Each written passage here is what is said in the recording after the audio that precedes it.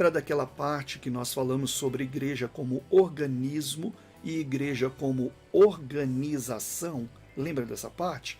Vamos voltar, tomar isso daqui, não explicar como explicamos na outra aula, mas vamos entender aqui do que, para quem é esse direito, do que o artigo 5º, inciso 6 da Constituição Federal está falando do direito, para quem é.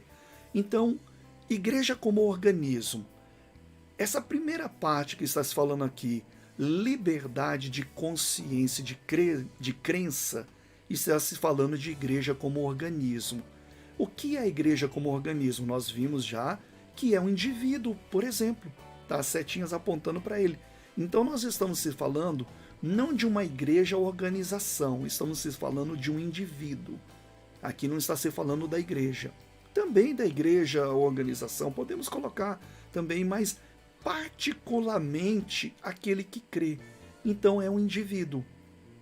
Lógico que a igreja compõe-se de indivíduos, né, de pessoas que compõem, mas cada um em particular é o que a lei está falando aqui.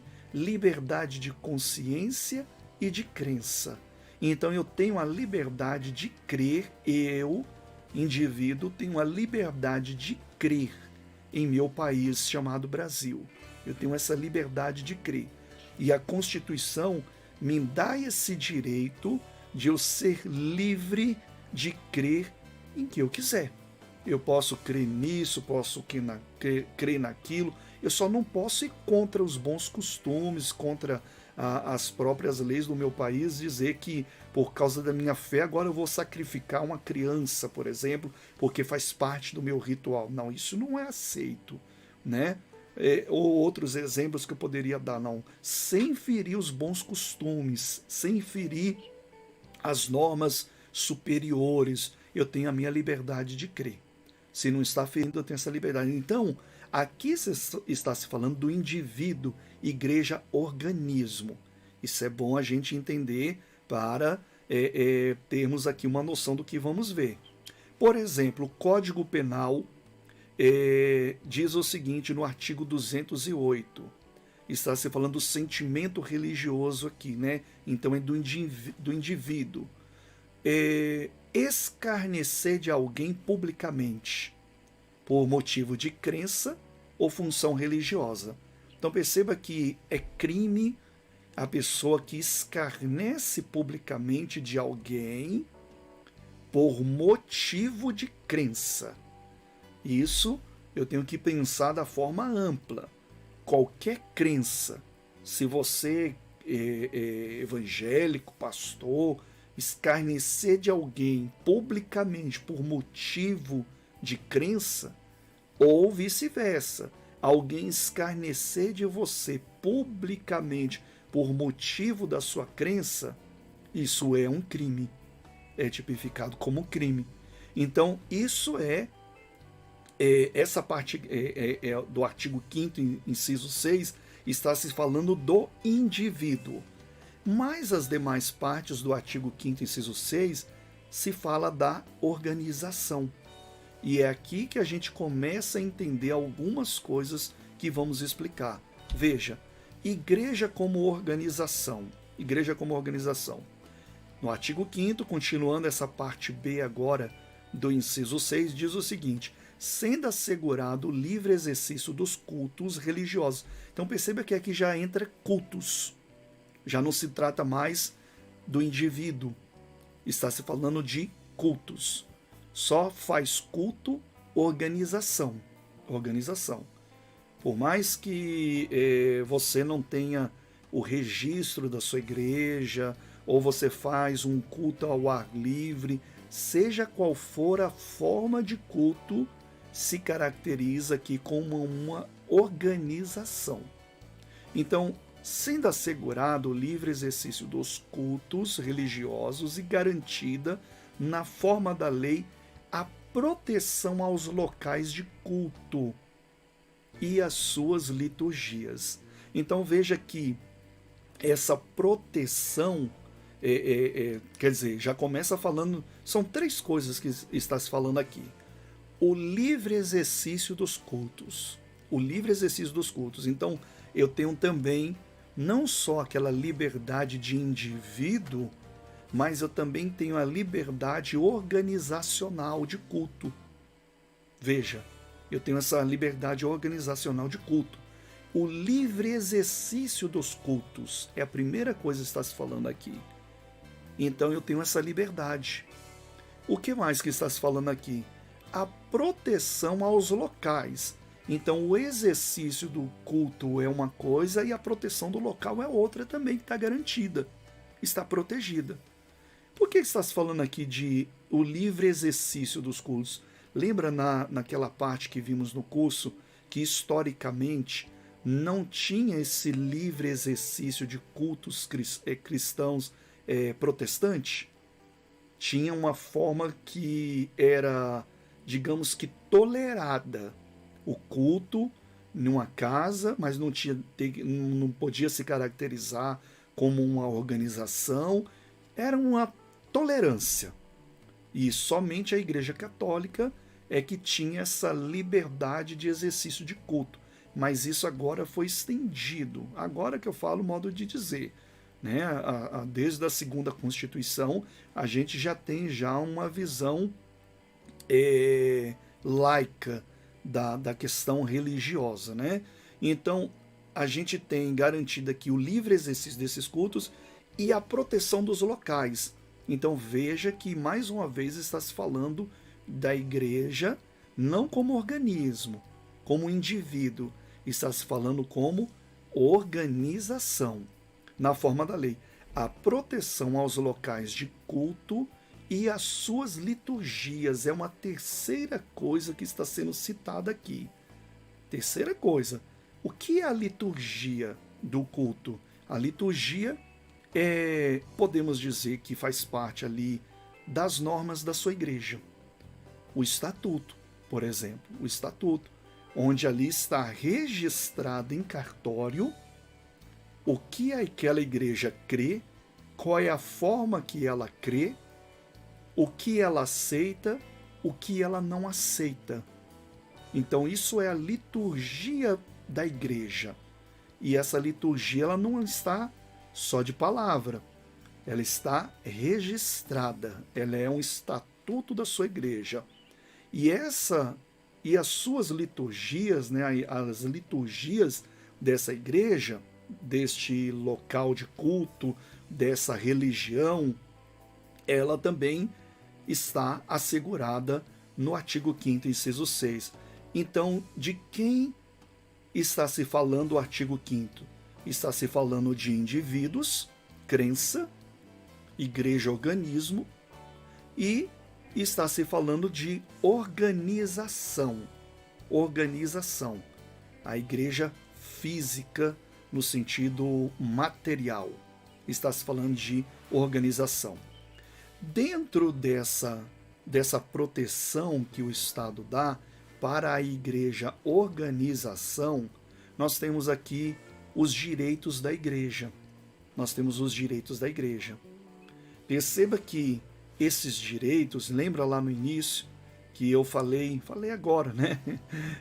Que eu falei que tudo isso que nós estamos vendo está na forma da lei. Então, por exemplo, eu só me enquadro nisso daqui, eu só tenho esses direitos aqui, que são os direitos da igreja. Igreja qual? Organização, não organismo. Eu só me enquadro se eu estiver enquadrado como igreja. Só assim. Se eu estiver enquadrado como igreja, então eu me enquadro aqui no artigo 5º. Por isso que o pastor que abre o ministério, lógico que tem aquele início, digamos que não é fácil, tem a questão financeira que tem que se organizar, às vezes não tem membros o suficiente ainda, e ele não está registrado, não registrou a sua igreja ainda. E tudo bem, mas tem alguns que passam tempos e tempos e tempos e acha que está funcionando como igreja organização. De certa forma está funcionando como igreja organização, mas clandestina. Por quê?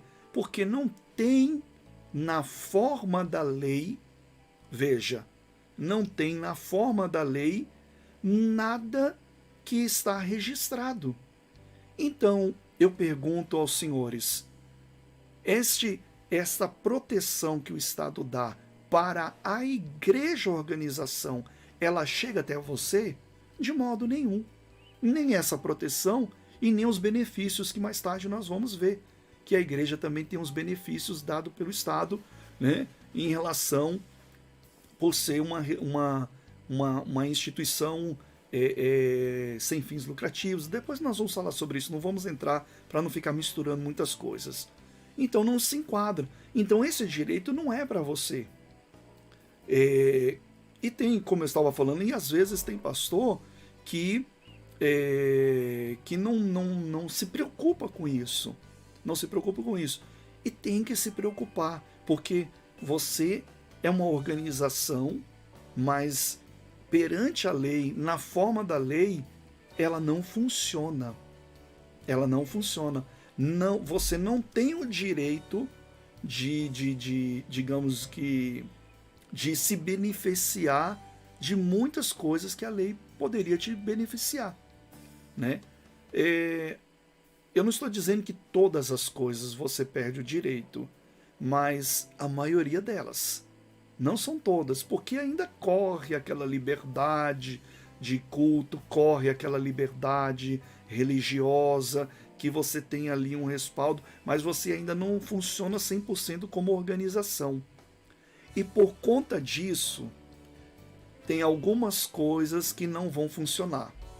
Como eu falei, não são todas, algumas. Como, por exemplo, vou dar 2 exemplos aqui: casamentos e visitas em organizações de internação coletiva.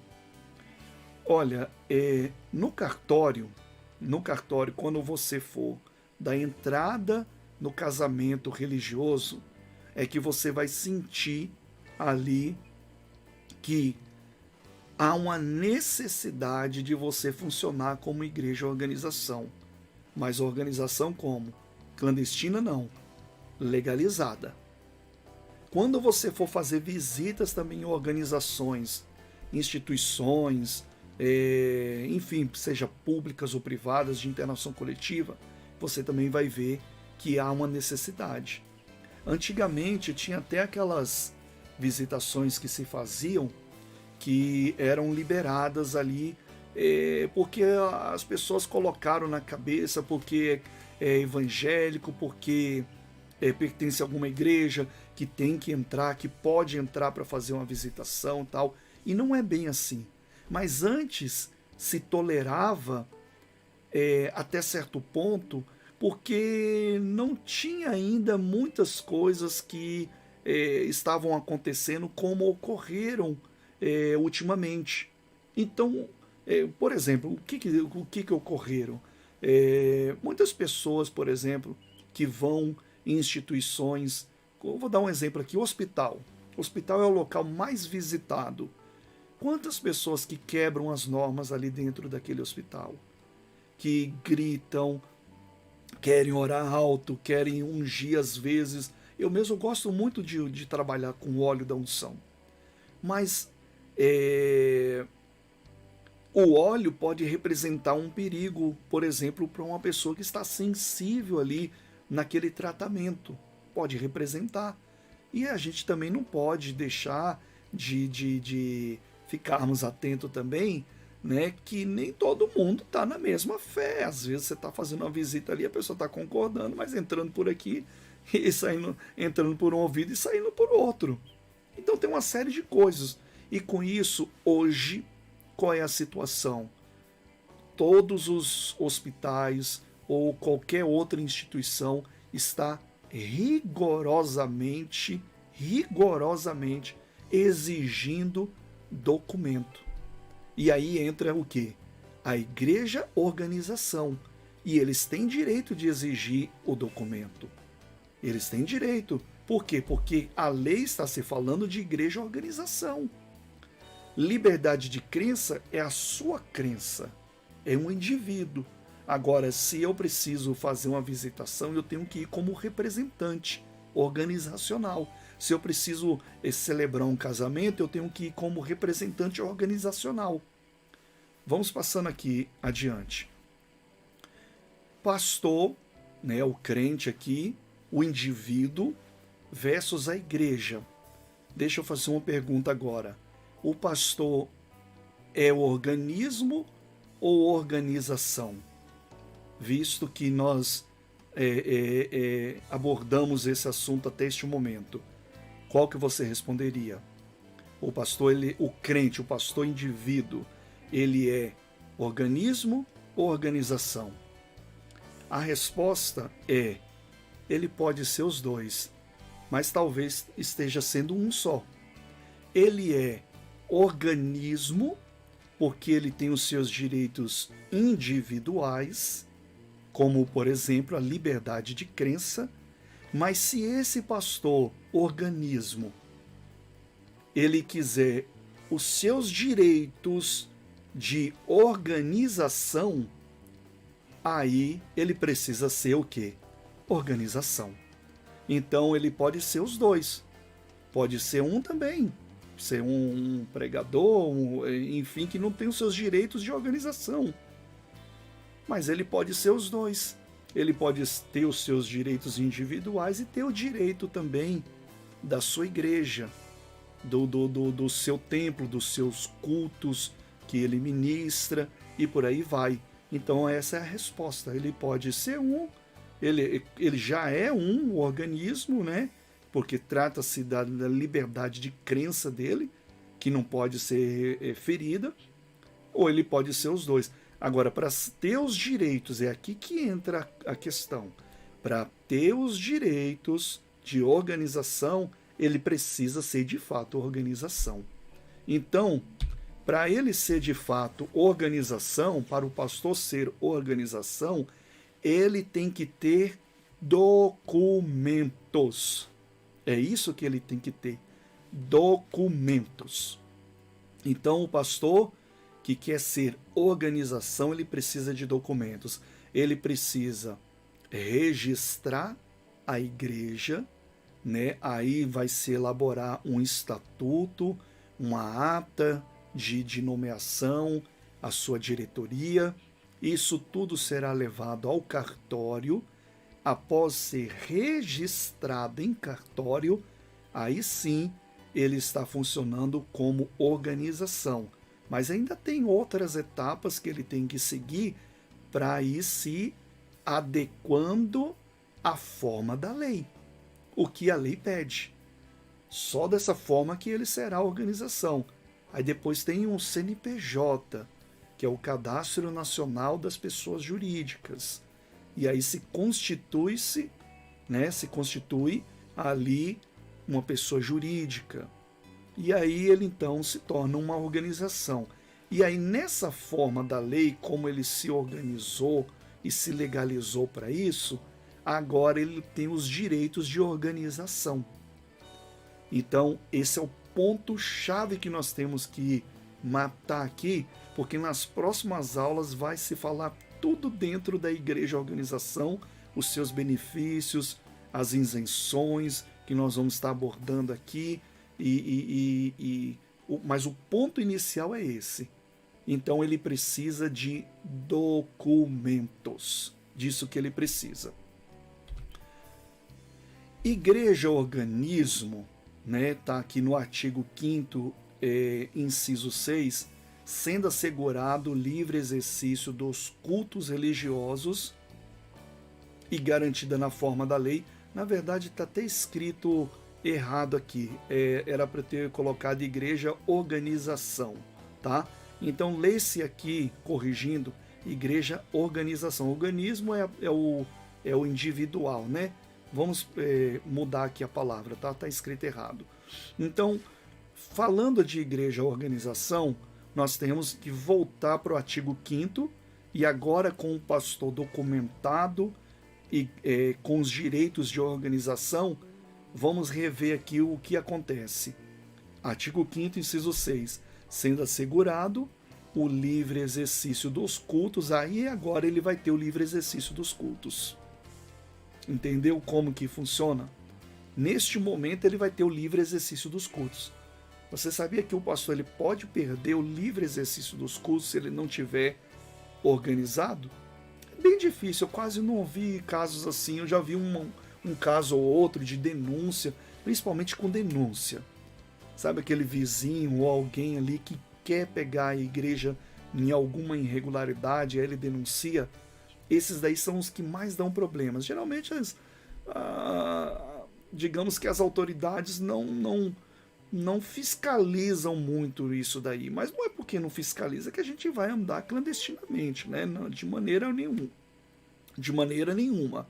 Né? Como diz Paulo, falando sobre a graça de Deus, ele fala, mas por isso vamos ficar todo mundo no pecado? Ele fala, de modo nenhum.